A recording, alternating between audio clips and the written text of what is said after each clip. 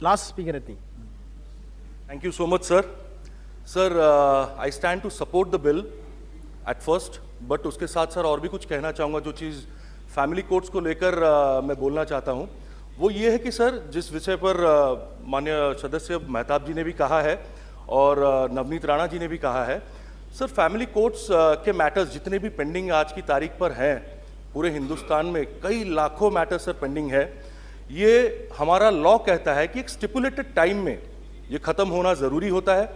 हर इंसान का, जो कपल होते हैं वो भले ही हस्बैंड हो या वाइफ हो, दोनों अगर साथ में रहना चाहते हैं तो साथ में रहें, कॉन्सिलेशन उनका हो, लेकिन एक सही तरीके से हो। कॉन्सिलेशन के हर एक चीज़ों को रिकॉर्ड में भी लिया जाए, जिसको मैं जितना जानता हूं सर, कॉन्सिलेशन भले ही कुछ महीनों तक चल रहा है या कुछ कॉन्सिलेशन स्टिपुलेटेड टाइम में चलने के बावजूद भी 6-7 महीने के लिए भी प्रोलॉन्ग किया जाता है, और उसमें जो चीज़ें होती हैं, जो बातें होती हैं, जिस तरह का डिस्कशंस होता है, उसको कभी कंसिडर किया नहीं जाता है for the case matter sir. वो उसके बाद ट्रायल के लिए जाता है। ट्रायल में सर कई टाइम, जो लंबी समय सीमा होती है सर, उससे किसी को कुछ फायदा नहीं होता है sir. What I have understood in my life about everyone's marital Discord sir, दोनों में असल में सर किसी की जीत अंत में नहीं होती है। ना पति जीतता है ना पत्नी जीतती है सर, दोनों की हार ही होती है, दोनों की हार ही होती है। लेकिन सिर्फ इसी हार को लेकर कई सालों तक अपनी जिंदगी, सामने वाले की जिंदगी और उन दोनों के साथ जुड़े हुए परिवार के जितने सदस्य या दोनों से जुड़े हुए जितने लोग, आम इंसान, उन सबकी जिंदगी भी प्रभावित होती है सर।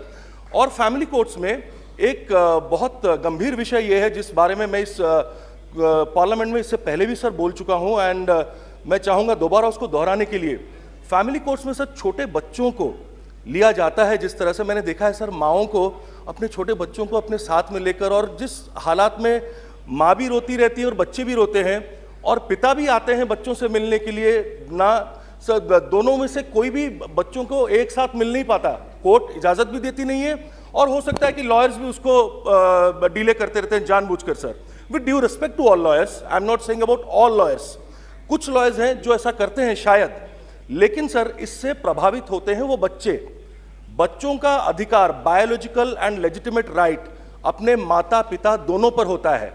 पर जो बच्चा 18 साल की उम्र तक नहीं है, तब तक अगर वो वोट नहीं दे पाता, वो जब तक अपना नेता नहीं चुन पाता, और अब तो हम लोग 21 साल भी करने का सोच रहे हैं महिलाओं के विवाह की उम्र, देन सर हम एक 4 साल 5 साल 6 साल के बच्चे को या 10 साल 12 साल के बच्चे को कोर्ट में बुलाकर उनसे जब पूछते हैं कि बेटा आप या बेटी आप किसके साथ रहना चाहते हो, पिता के साथ या माता के साथ, इसका क्या मतलब बनता है सर? बच्चे का तो हक दोनों पर होना चाहिए। हमें किसने अधिकार दिया है कि बच्चे को हम बाप से अलग करें या मां से अलग करें? यह चीज बहुत गंभीर विषय है। मैंने माननीय मंत्री जी से भी इस विषय पर पर्सनली आलोचना किया था। मैंने माननीय मंत्री पार्लियामेंट्री अफेयर्स अर्जुन राम मेघवाल जी से भी इस बारे में आलोचना किया था सर, और मैं चाहूंगा कि इस विषय पर गंभीरता से सोचा जाए, कोई जल्द से जल्द एक अमेंडमेंट लाया जाए इस पर। दूसरी बात सर, मैं ज्यादा और नहीं बोलकर खत्म करूंगा, सेइंग दैट फैमिली सर, पहले कहा जाता था एक पूरा गांव जो होता था सर, वो हर घर के बच्चे को जानते थे कि ये बच्चा इनका लड़का है या ये बच्ची इनकी बेटी है। लेकिन उसके बाद आया धीरे धीरे कम होकर, वो छोटा होकर जॉइंट फैमिली में परिवर्तन हुआ, जिसमें सर 2 भाई 3 भाई या चाचा चाची सब मिलकर एक साथ रहने लगे एक परिवार में। सब अपने अपने कभी भी जरूरत के वक्त पर या त्योहारों पर एक साथ होने लगे। उसके बाद आया sir nuclear families. Nuclear family में पति पत्नी अपने बच्चों को लेकर अलग रहने लगे। जॉइंट फैमिली की प्रथा खत्म हो गई सर, यहीं पर न्यूक्लियर फैमिली होने लगी। उसके बाद आ गया सर लिव इन रिलेशनशिप, और लिव इन रिलेशनशिप के साथ साथ सर ऐसा भी हुआ, बच्चों को किसी हॉस्टल में भेज दिया जाता था, बच्चे हॉस्टल में रहेंगे, माँ बाप अपने काम में बिजी रहते थे।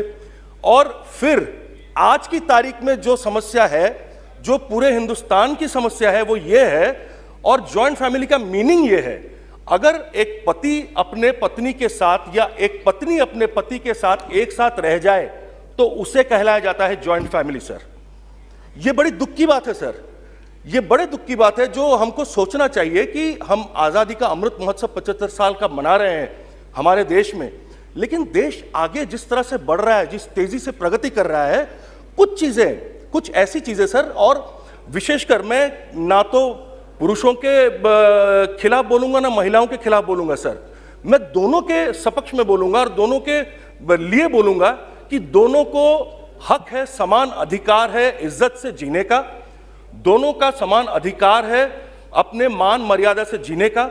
और ऐसे चीजों में, ऐसे वक्त में जब मैरिटल डिस्कॉर्ड्स चलती हैं कहीं पर भी, इनमें बहुत ज्यादा बुरा प्रभाव पड़ता है मीडिया ट्रायल्स का भी। अगर किसी रिश्ते का कहीं भी थोड़ा सा भी सर चांस भी होता होगा ना कि जुड़ जाए या कुछ रीयूनियन हो जाए या कुछ सही हो जाए, हमारा लॉ भी वही चाहता है कि जब कॉन्सिलेशन हम करते हैं, कॉन्सिलेशन जब हम लाते हैं तो यही सोचकर लाते हैं कि हो सकता है थोड़ा सा परिवर्तन आ जाए दोनों की सोच में, दोनों इकट्ठे फिर से हो जाएं, क्योंकि दो जिंदगियां सर जुड़ती हैं बड़ी मुश्किल से, बहुत प्यार से, and we are the result of thousands of love. So इसको जब कॉन्सिलेशन में हम लाते हैं, चांसेस भी हो तो मीडिया ट्रायल का जो बुरी तरह से शिकार होते हैं, खाली विक्टिम्स वो कपल से नहीं होते, उनके परिवार होते हैं और पूरे फैमिली के से कनेक्टेड रिलेटिव्स, फ्रेंड्स, हर कोई होता है। इस पर एक रोक लगानी बहुत जरूरत है, आवश्यकता है। मैं माननीय मंत्री जी को बोलना चाहूंगा, many things connected to other ministries are also interrelated and connected to this matter। माननीय मंत्री जी से मैं आग्रह करूंगा, sir please, Kiren Rijiju ji, this family court amendment bill is undoubtedly really good, but कुछ और चीजें भी हैं जो इसके साथ जुड़ी हुई हैं। जैसे मैंने मीडिया ट्रायल्स की बात कहा है, please look into these matters also. ये सारी चीजें बहुत आवश्यक है। And sir once again I would also request at the end before closing, बच्चों के लिए एक सेपरेट मिनिस्ट्री किया जाए।